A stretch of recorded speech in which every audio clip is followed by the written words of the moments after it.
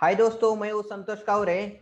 आज के वीडियो में हम सीखने वाले हैं टैली में टीडीएस के एंट्री कैसा करते हैं। तो शुरू से लेके एंड तक पूरा वीडियो जरूर देखना, ताकि टीडीएस का एंट्री करने के बाद उसका पेमेंट का एंट्री भी कैसे करते हैं वो भी हमारे एंड ऑफ द सेशन आपको जो है बताने वाला हूँ। तो इसके पहले हमने जो लास्ट एक सेशन किया था वो ताकि उसमें ताकि पूरा टीडीएस का इंफॉर्मेशन दिया था। टीडीएस क्या होता है, कौन से सेक्शंस होते हैं, उसका रूल्स क्या होता है, कितना परसेंटेज डिडक्शन किया जाता है, अगर डिडक्ट नहीं किया, लेट पेमेंट कर दिया तो क्या पेनल्टी होती है। तो उसका हमने लास्ट टाइम एक सेशन लिया था। उसका डिस्क्रिप्शन जो है इस उसका उस वीडियो का लिंक इस डिस्क्रिप्शन में दिया है, तो आप ये वीडियो होने के बाद आप वो देख सकते हो। तो चलो आज के सेशन में हम सीखने वाले टीडीएस का एंट्री कैसे करेंगे। टीडीएस का आपको एंट्री करने के लिए आपको नेचर ऑफ पेमेंट है, हमने देखा था उस लास्ट वाली वीडियो में। तो नेचर ऑफ पेमेंट कौन सा है उसके बेसिस पे टीडीएस डिडक्शन करते हैं।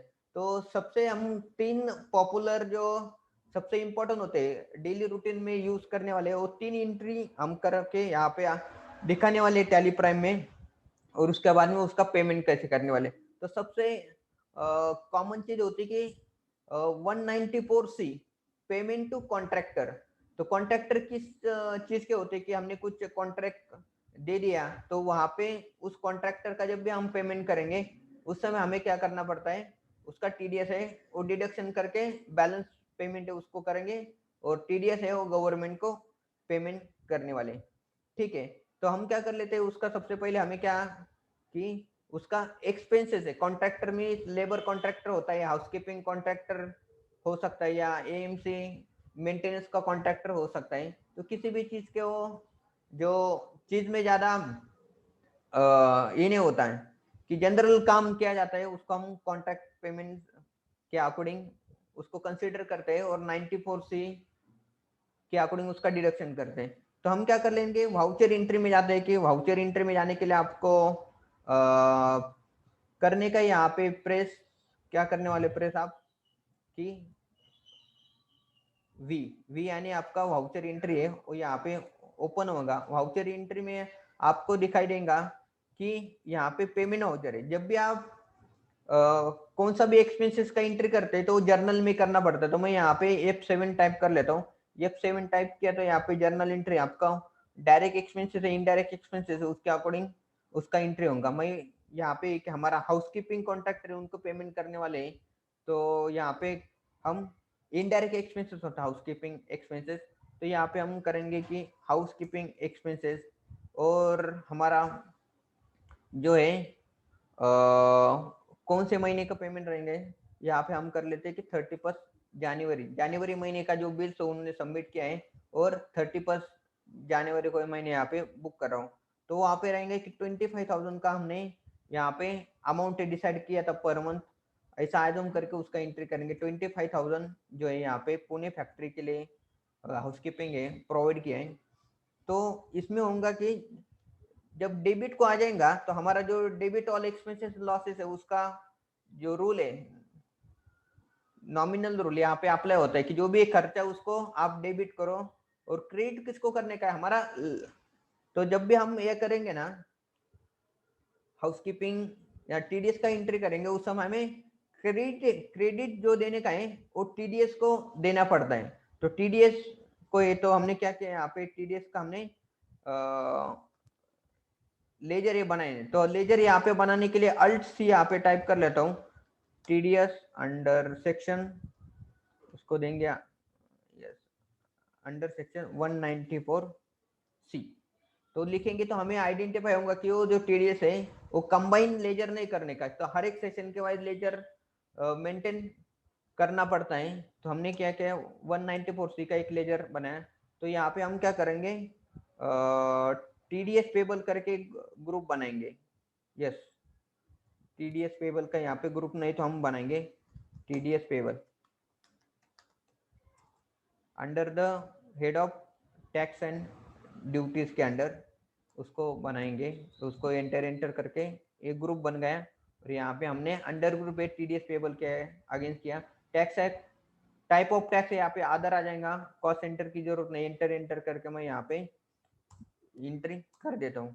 तो ये हो गया कि यहाँ पे कॉन्ट्रैक्टर के केस में क्या है कि यहाँ पे दो रूल अप्लाई होता है कि अगर कंपनी है तो उसको 2% डिडक्शन करने का है, और इंडिविजुअल और एचयूएफ है तो उस केस में कितना परसेंट होता है, 1%। हम मान के चलते हैं जो हाउसकीपर जो कॉन्ट्रैक्टर है वो प्राइवेट लिमिटेड कंपनी है, तो उसको हमने 2% डिडक्शन करेंगे। तो कैलकुलेशन कैसे करने का, तो कैलकुलेशन करने के लिए आपको क्या करने का है, यहाँ पे कैलकुलेटर का यूज कर सकते हैं आप।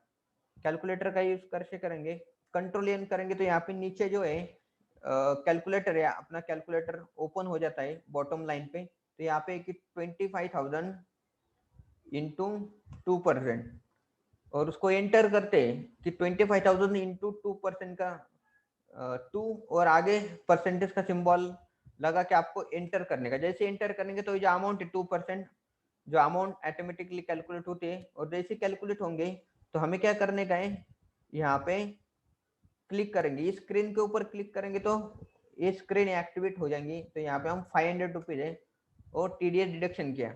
और फिर ये क्या है कि क्रेडिटर से हमारा क्रेडिटर 9 को हम क्या करेंगे, उसको देंगे।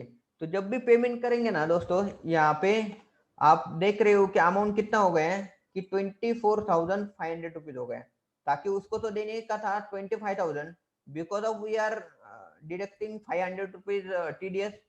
तो उस समय उसको पेमेंट है ना, जो बैलेंस पेमेंट है टीडीएस छोड़ के बैलेंस पेमेंट है, वो उसको हम बैंक से पेमेंट करना पड़ेगा, क्योंकि 500 रुपीज है, उसके पास से पेमेंट से डिडक्शन करके हमें क्या करने का है, आगे गवर्नमेंट को पे करेंगे। करेक्ट। तो ये होगा कि यहाँ पे 24,500 रुपीज है, और यहाँ पे उसको पेमेंट कर लेंगे। करेक्ट। उसको एंटर करेंगे तो यहाँ पे नरेशन में लिख being house keeping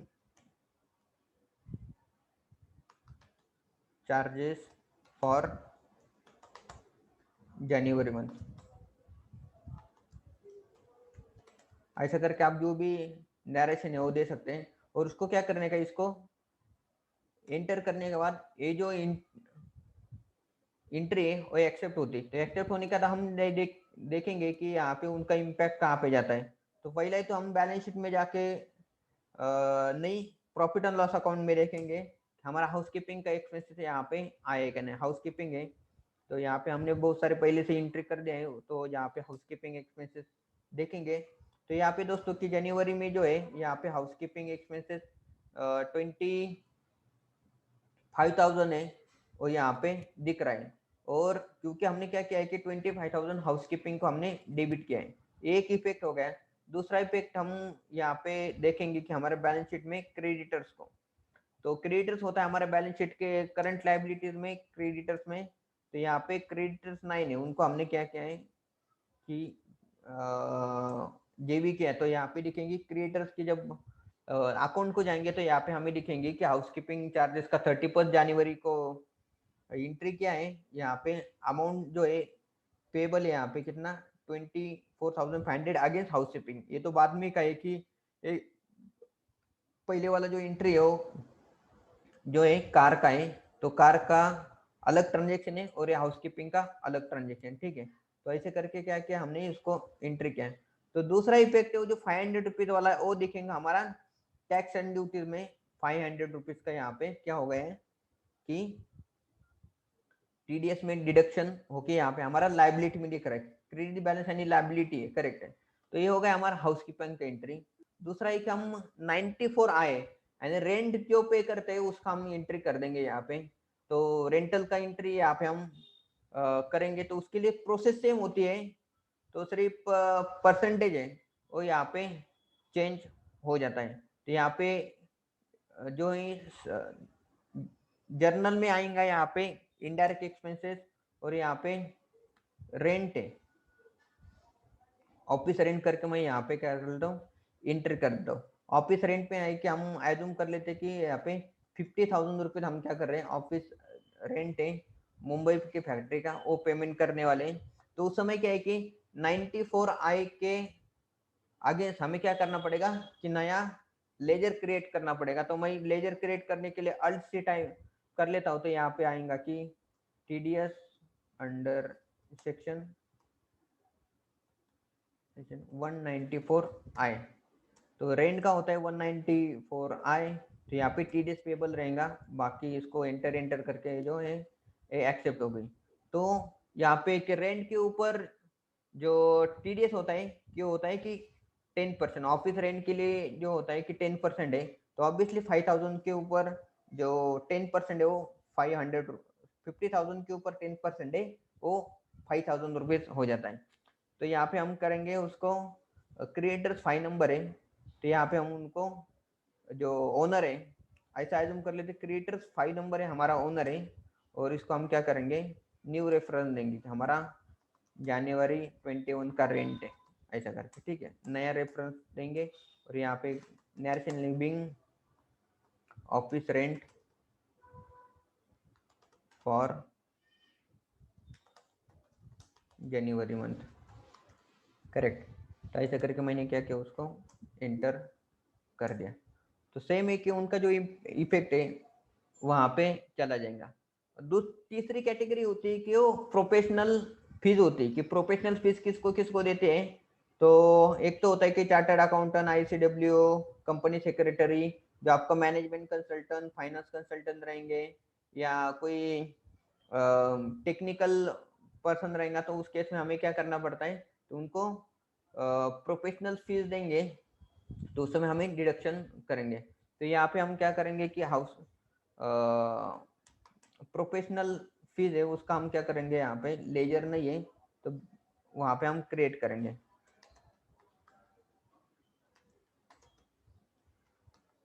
professional fees है। तो प्रोफेशनल फीस जो कैटेगरी होती है वो एक्सपेंसेस होती है, तो यहाँ पे हम इनडायरेक्ट एक्सपेंसेस के अंडर यहाँ पे नया लेजर है यहाँ पे क्रिएट किया, नॉट एप्लीकेबल करेंगे उसको और ऐड कर देंगे। तो ये हो गया कि प्रोफेशनल फीस है, हम करेंगे कि यहाँ पे 30,000 रुपीज हमने देने का है, तो 30,000 तो हो गए हमारा एक्सपेंसेस हो गया। तो एज इट इज 30,000 जो है हम पेमेंट लाइबल है पेमेंट करने के लिए उस प्रोफेशनल पर्सन को, मगर as per income tax act हमें 10% है वो डिडक्शन करने का है, TDS करेक्ट है, 10% टैक्स है वो डिडक्शन करने का है। तो हमें यहाँ पे TDS का लेजर है वो क्रिएट करना पड़ेगा। तो हम करते हैं create TDS under section 194J, TDS का सेक्शन 194J के अगेंस्ट होता है, अंडर ग्रुप देंगे TDS पेबल को। तो यहाँ पे बाकी सब चीजें के एप्लीकेबल नहीं होती, ऐसा करके यहाँ पे 30,000 के ऊपर 10% जो होता है वो 3,000 रुपये होता है, करेक्ट। 3,000 होने के बाद मैं यहाँ पे क्या कर लेता हूँ, बैलेंस अमाउंट है वो हम देंगे हमारा क्रिएटर्स को, करेक्ट, जो रहेंगे यहाँ पे नया क्रिएटर्स हम कर लेते हैं कि हम कंसल्टेंट है उनको देंगे, कि मैं हम बोले कि संतोष फाइनेंस कंसल्टेंट है यहाँ पे कंसल्टेंसी लिमिटेड, ऐसा करके उसको सन्ड्री क्रिएटर्स के अंडर हम डिफाइन करेंगे। तो बिल बाय बिल एस करेंगे उसको और ऐड कर देते हैं। जैसे ऐड होता है तो दोस्तों यहाँ पे होती है क्या कि उनको तो 30,000 कंसल्टेंसी फीस जो है प्रोफेशनल फीस पे कर रहे हैं, तो उसमें से 3,000 वो TDS डिडक्शन हो गया है, और यहाँ पे 27,000 है उनको हम पेमेंट करेंगे, और 3,000 है वो गवर्नमेंट को पे करेंगे। तो नया रेफरेंस देंगे यहाँ पे जनवरी मंथ, यहाँ पे कर लेते हो जनवरी मंथ का कंसल्टेंसी फीस है, यहाँ पे हम करेंगे बिंग मैनेजमेंट कंसल्टेंसी फीस